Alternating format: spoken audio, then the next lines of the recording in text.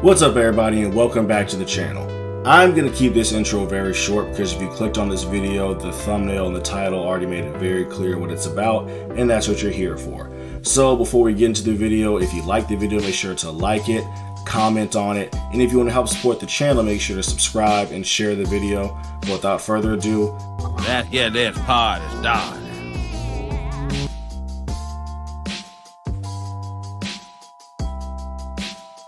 The Chargers are a team that I could see winning at a bare minimum 10 games and a maximum of 14. Their ceiling is Super Bowl champions while their floor is a division round exit, and the teams in which I'm certain they will beat this year are the Dolphins, Titans, Raiders, Bears, Lions, Packers, Ravens, Patriots, and Broncos. They will lose at least one time to the Chiefs, and then as far as games I can go either way, that will be their matchups with the Vikings, Raiders, Cowboys, Jets, Chiefs, and Bills, but I do think the game with the Vikings, Raiders, Cowboys, and Jets, the Chargers will more than likely win.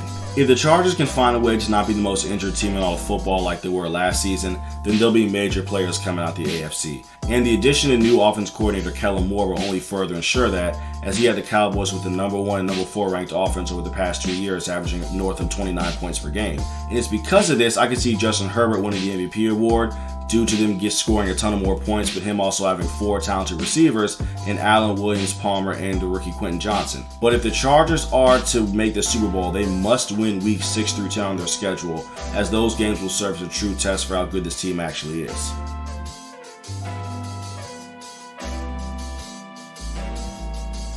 The Raiders are a team that I could see winning a bare minimum of 4 games and a maximum of 9. Their ceiling is a wild card exit while their floor is not making the playoffs at all. The teams they'll absolutely beat with the Broncos, Packers, Bears, and Colts. I see them absolutely losing to the Bills, Chargers, Chiefs, Vikings, and Giants. And the games that go either way will be their matchups with the Steelers, Patriots, Lions, Jets, Dolphins, Chiefs, Chargers, and Broncos, where the games with the Steelers, Patriots, Lions, Dolphins, and Broncos, the Raiders will more than likely come out on top. The Raiders are one of those teams that could sneak into the playoffs by stacking up a bunch of wins due to them having a relatively soft midseason schedule, and my goodness, they will need to do that because what the schedule makers did to them for weeks 10 through 16 is evil. They must hate the Raiders. Now on paper, this is a super talented 3-headed monster on offense with Devontae Adams, Josh Jacobs, and Jimmy G, but the question is whether or not Jimmy G can bring his winning ways from San Fran to Vegas. Is Jimmy G actually a talented winning quarterback, which I hate saying because winning is not a quarterback stat, or is he a Kyle Shanahan merchant?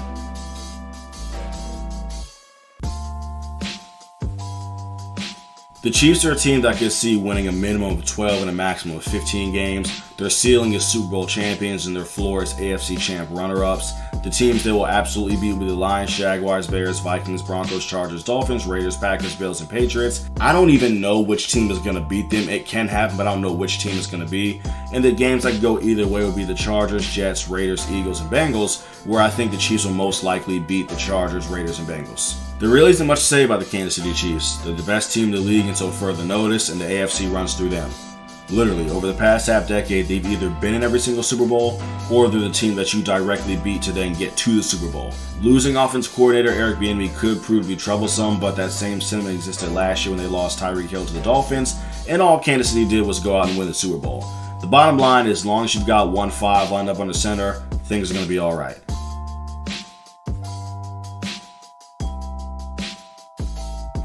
The Broncos are a team that I see winning a minimum of 3 games and a maximum of 8 games. No matter what they do, they're not going to make the playoffs this year, but the teams they will beat are the Commanders, Packers, and Texans. The teams they will lose to are the Raiders, Jets, Chiefs, Bills, Vikings, Browns, Chargers, and Lions, and the games that can go either way are their matchups with the Dolphins, Bears, Patriots, and Raiders, in which honestly, if Denver plays their cards right, they should come out on top of all 4 of those matchups. The Broncos are one of the toughest teams to see how many games they were actually going to win. We know the defense will be elite, but the question is, will the offense at least be decent?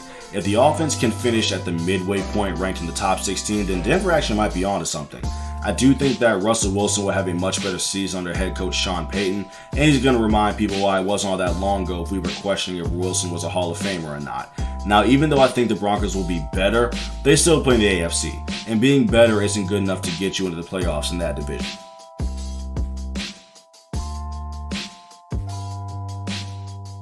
The Jaguars win at least 8 games and a maximum of 12. At best, they'll be a division round exit. In worst case scenario, they'll be a wild card exit. They will beat the Colts, Texans, Falcons, Titans, Buccaneers, and Panthers. I have them losing to the Chiefs, Bills, and Bengals. And games that can go either way will be the Saints, Steelers, 49ers, Browns, Ravens, and Titans, in which they'll more than likely beat the Saints, Steelers, Browns, and Titans. The Jaguars look to be a team that's good and is here to stay being good for a while. Trevor Lawrence has beaten the bust allegations, and I believe that he, along with head coach Doug Peterson and Calvin Ridley, will lead Jacksonville to being one of the best offenses in all of football. And speaking of Calvin Ridley, I look for him to have a stellar year in which he finishes as a top 10 receiver. Defensively, this isn't quite the Saxonville Jaguars of years past, but this unit has a special knack for getting to the quarterback, and that will be formidable. Overall, the Jaguars are a very good team, but they play in the AFC, and unfortunately, with the AFC being the bloodbath it is, I don't see them getting past the divisional round.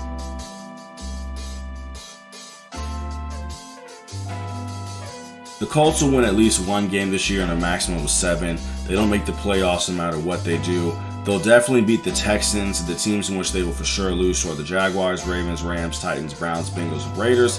As far as push games go, I could see them going toe-to-toe with the Titans, Texans, Saints, Panthers, Patriots, Buccaneers, Steelers, and Falcons. And I think the Colts will end up beating the Texans, Titans, Saints, Panthers, Buccaneers, and Falcons. This is not going to be a very good football team. This franchise is going through a clear rebuild, and fans will have to understand that and realize it takes time and they must have patience. Anthony Richardson is going to have stretches where he has spectacular play and stretches where he has subpar play. But through all of that, you have to trust him, have patience, and don't pay too much attention to the end result of games or his numbers, but rather pay attention to his actual play and monitor how he's progressing from week to week in the big and the small ways. Especially the small ways. Those little improvements will be the foundation of a successful rebuild. And free Jonathan Taylor.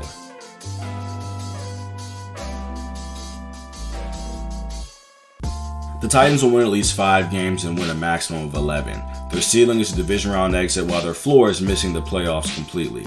The teams in which they will absolutely beat are the Colts, Falcons, Buccaneers, and Texans. They will lose the Chargers, Bengals, Jaguars, and Dolphins. And the games that can go either way are the Ravens, Jaguars, Saints, Browns, Steelers, Colts, Seahawks, and Panthers, in which they could more than likely beat the Jaguars, Saints, Browns, Steelers, Colts, and Panthers. The Titans have a very difficult home schedule versus AFC teams from the time the season starts up until about week 7. And as a result, they're going to have to win a bunch of easy divisional games on the back end of their schedule. But the number one question for the Tennessee is going to be, who's quarterbacking this team and for how long? Albeit when you have Derrick Henry in the backfield and DeAndre Hopkins, who is still very much a top 10 receiver, running down the field, it makes things much easier for whoever's going to be under center. Tennessee is a tricky team where they can be a 12-win team one year and a 7-win team the next. We'll see what version of we get this year, but adding a player like D-Hop can only help.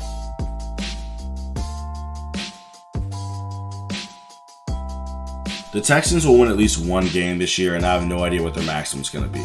They're not going to make the playoffs, and the one team they'll beat is going to be the Arizona Cardinals. The teams they'll lose to are the Ravens, Colts, Jaguars, Steelers, Saints, Bengals, Jets, Titans, Browns, Falcons, and Panthers. And the games that go either way are their matchups with the Buccaneers, Broncos, and Colts. Now, the Texans are going to be really, really bad. That same speech I just gave about Anthony Richardson applies for rookie quarterback C.J. Stroud.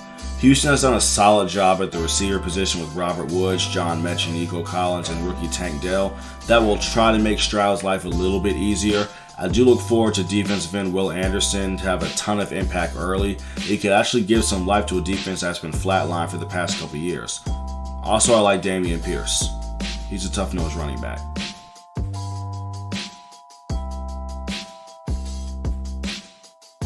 The Browns will win at least 8 games and a maximum of 11. Their ceiling is a divisional exit while their floor is a wildcard exit. The teams they'll beat for sure are the Bengals, 49ers, Colts, Cardinals, Broncos, Texans, Ravens, and Rams. They'll end up losing to the Jets, Bengals, and Steelers. And the games that can go either way are their matchups with the Titans, Seahawks, Ravens, Steelers, Jaguars, and Bears, in which they could come out on top against the Titans, Jaguars, and Bears. This Cleveland Browns team is poised to do big things, and that all starts with the quarterback Deshaun Watson, who I expect to play at a very high level this season. Defensively, having a D line with both Myles Garrett and Zadarius Smith on it will only create top-of-the-league problems for opposing offenses. And speaking of offense, I really like the fact that Elijah Moore is on this team. He's a super talented young receiver who will pair well next to Amari Cooper. Now, as is the case for every single team in the AFC North, it's going to be hard to make the playoffs, but with Cleveland having a pretty fair schedule, they stand a very good chance of making it.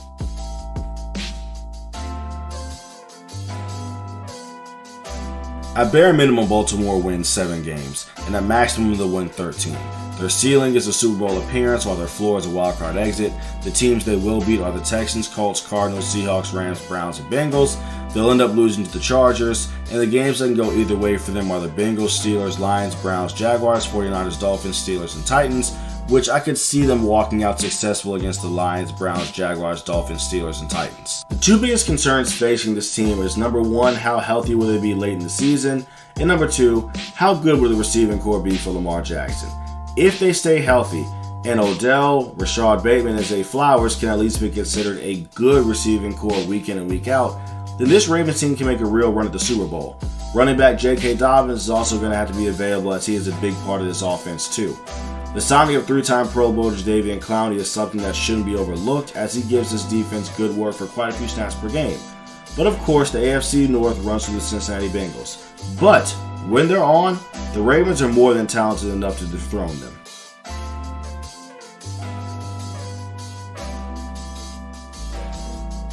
The Bengals will win at least 10 games and win a maximum of 14. Their ceiling is Super Bowl champions, while their floor is a division round exit. The teams in which they'll beat are the Titans, Cardinals, 49ers, Texans, Jaguars, Colts, Vikings, Steelers, Seahawks, and Rams.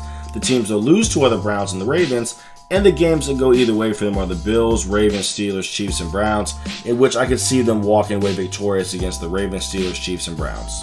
If it wasn't for the Chiefs, this would be universally looked at as the best team in the AFC. On both offense and defense, they're loaded with talent. Now, they do have a rough schedule coming out the gate, and it doesn't help that Joe Burrow might not be fully healthy, so they might drop a game or 2 here and there. But overall, the Bengals will win so many games on the stretch that it really doesn't matter how they start. I look for them to be great, as usual.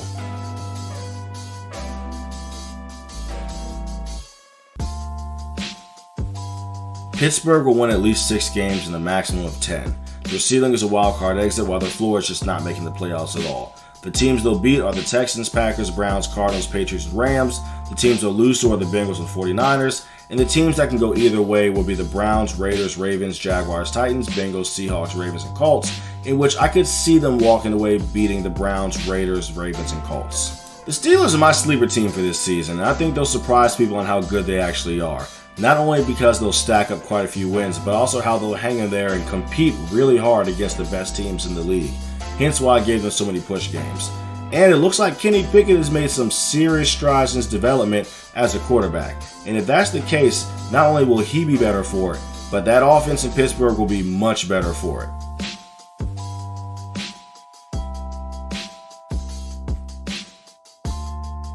The Bills will win at least 9 games this year and max out at 12 wins.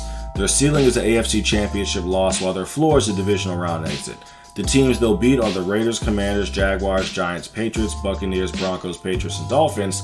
They'll end up losing to the Eagles and Chiefs, but the games in which can go either way for them are the Jets, Dolphins, Bengals, Cowboys, and Chargers, and I could see them beating the Jets, the Cowboys, and the Chargers. The league did Buffalo no favors and gave them a very competitive schedule this year, especially in weeks 11 through 16.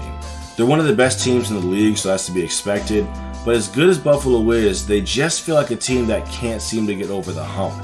And by the hump, I mean beating the best teams in the AFC like the Chiefs and like the Bengals.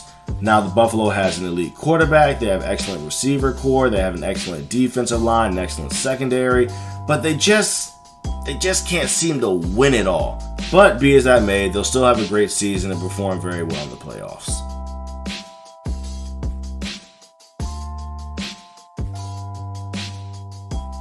The Jets will win at least 9 games this year and max out at 13. Their ceiling is an AFC Championship game loss, while their floor is a divisional round exit. The teams they'll beat are the Patriots, Broncos, Giants, Dolphins, Falcons, Texans, Commanders, and Browns, and the team that will beat them are the Philadelphia Eagles. Now, the games that can go either way are the Bills, Cowboys, Raiders, Patriots, Dolphins, Chargers, and Chiefs, and I think they'll beat the Bills at least once, beat the Cowboys, beat the Raiders, beat the Patriots, and beat the Dolphins. It's always good for sports when a New York team is successful at either football, basketball, or baseball. And in this case, the entire city of New York is excited for what the Jets can be. Having a quarterback like Aaron Rodgers, matched with a talented running back room, matched with a talented receiving core, and having a top 3 defense can only mean good things for the Jets. They'll have a great regular season, but the biggest concern is how good will this team be in the playoffs. Rodgers had struggles in the past few years in the postseason, but with a group like this, which is better than any group he's had in Green Bay in recent memory, things should be alright for New York.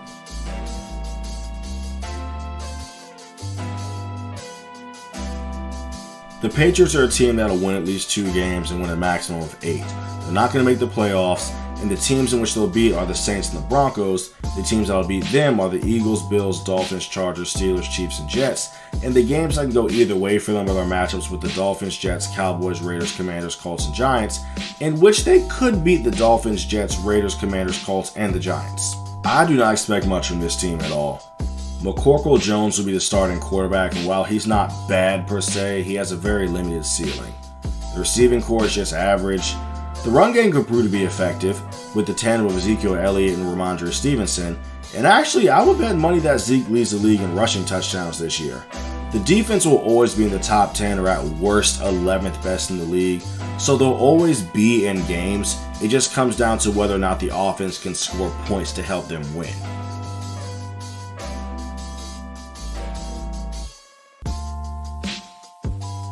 The Dolphins will win at least 4 games, and at maximum they'll win 10. Their ceiling is a divisional round exit, while their floor is a wild card exit. The teams they'll beat are the Patriots, Panthers, Commanders, and Titans. The teams they'll lose to are the Chargers, Eagles, Chiefs, Jets, and Bills. And the games that can go either way are their matchups with the Giants, Patriots, Raiders, Jets, Cowboys, Ravens, Broncos, and Bills, in which they could beat the Giants, Patriots, Raiders, Jets, Broncos, and the Bills. Very much like the Ravens, the Dolphins are another team in which health will sink or swim this squad. And by health, I mean the health of quarterback Tua Tagovailoa. If he stays healthy, him and year 2 of Tyreek Hill and Jalen Waddle will be absolute must-see TV. Defensively, the addition of defense coordinator Vic Fangio will help this unit go from below average to a respectable team defense. The Dolphins have a very tough closing schedule the last 4 games, but if they're to make the postseason in a talented AFC, in particular AFC East, they'll need to win as many games as they can regardless of the degree of difficulty.